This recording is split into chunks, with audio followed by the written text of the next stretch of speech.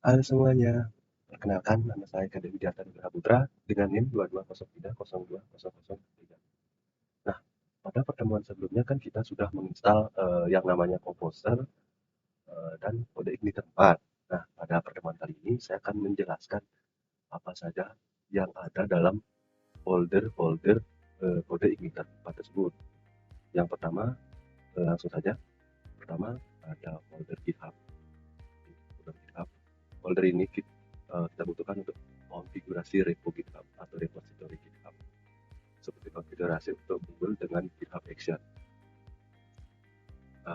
Yang kedua ada folder app atau aplikasi. Folder ini berisi kode dari aplikasi yang akan kita kembangkan. Nah, pada folder ini juga kita mendapatkan folder-folder dari MVC, yaitu model view controller. Selanjutnya ada folder public, yang dimana folder ini berisi file yang bisa diakses oleh publik seperti file index, PHP, dan lain sebagainya. Selanjutnya ada folder sistem, di mana folder ini adalah folder yang berisikan file-file sistem di dalamnya. Selanjutnya ada folder test, di mana folder ini berisi kode untuk melakukan testing dengan PHP Unit. Nah, selanjutnya ada folder vendor. Dalam folder ini berisi library yang dibutuhkan oleh aplikasi. Nah, ini ya, isinya termasuk kode core dari sistem kode Igniter. Yang terakhir ada folder readable. Folder ini berisi file yang ditulis oleh aplikasi, nantinya kita bisa pakai untuk menyimpan file yang diupload, log, version, dan lain sebagainya. Nah, selanjutnya saya akan menjelaskan file-file yang ada dalam direktori kode Igniter 4. Apa saja sih? Yang pertama ada env atau environment. Pada file ini berisikan variabel environment yang dibutuhkan oleh aplikasi. Yang kedua ada gitignore, yaitu file yang berisi daftar nama file dan folder yang akan diabaikan oleh Git.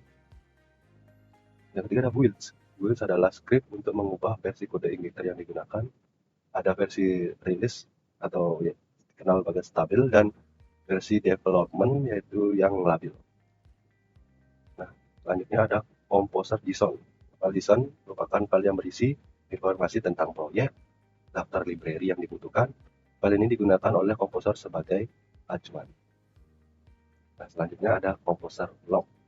Composer log adalah file yang berisi informasi versi dari library yang digunakan aplikasi. Ada lisensi, di mana berisikan tentang lisensi atau ya, lisensi. Yang selanjutnya ada PHP unit XML.dis, yang dimana file XML yang berisi konfigurasi untuk PHP unit. readme.md adalah file keterangan tentang kode base DI. Biasanya ini akan dibutuhkan pada repo GitHub atau GitLab. Yang terakhir ada Spark, adalah program atau script yang berfungsi untuk menjalankan server, generate kode, dan lain sebagainya. Jadi bisa dibilang Spark ini adalah file yang lumayan penting dalam kode Igniter 4 ini. Di sini ada beberapa folder dan file yang perlu kita ketahui. Yang pertama, folder config, ya sesuai namanya, folder config ini berisi konfigurasi aplikasi. Yang kedua ada folder controller, yaitu folder yang berisi kode controller dari aplikasi.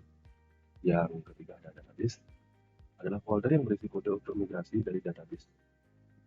Filter, nah filter ini adalah folder yang berisi kode untuk filter, menyaring atau middleware. Helpers, sesuai dengan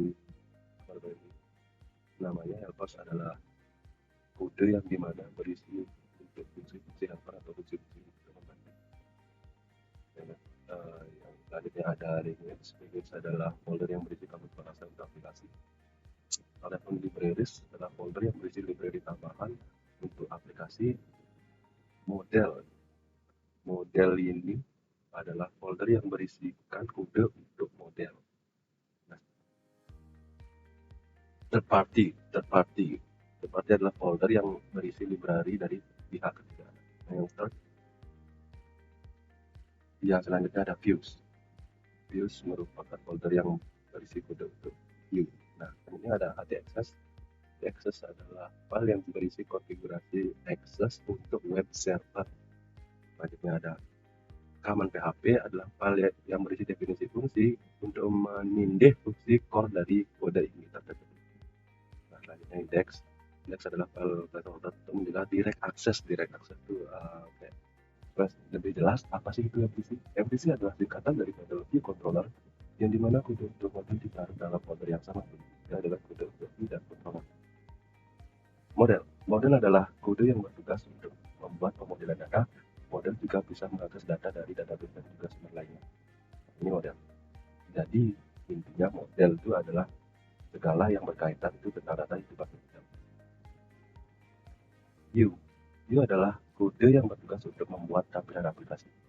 Nah, ini adalah view dan tugas view adalah buat kode dari kode yang bertugas untuk membuat tampilan aplikasi.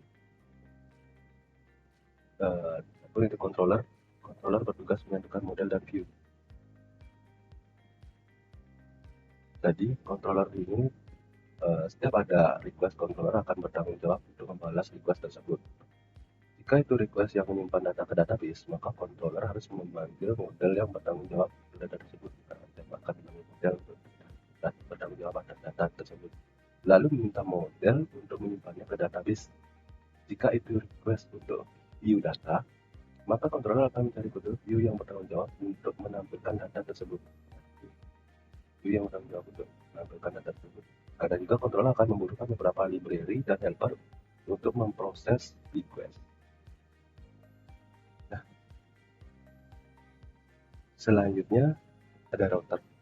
Router bertugas untuk menentukan controller mana yang akan bertanggung jawab pada request tertentu.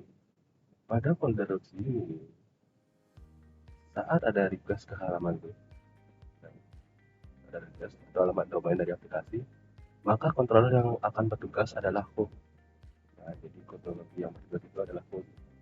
Dan metode yang akan dipakai adalah index. Jadi metodenya index. Jadi index itu adalah metode, itu adalah controllernya. Jika itu ada request masuk ke halaman. Jadi bisa disimpulkan kode ini berempat menggunakan konsep MVC, model view controller. Request pada kode editor pertama kali akan diterima oleh file public atau index.php. Kemudian diteruskan ke router dan dipindahkan oleh controller. Sekian penjelasan dari saya. Jika ada salah kata atau kalimat saya mohon bila mana ada kekurangan pada penyampaian video ini bisa ditambahkan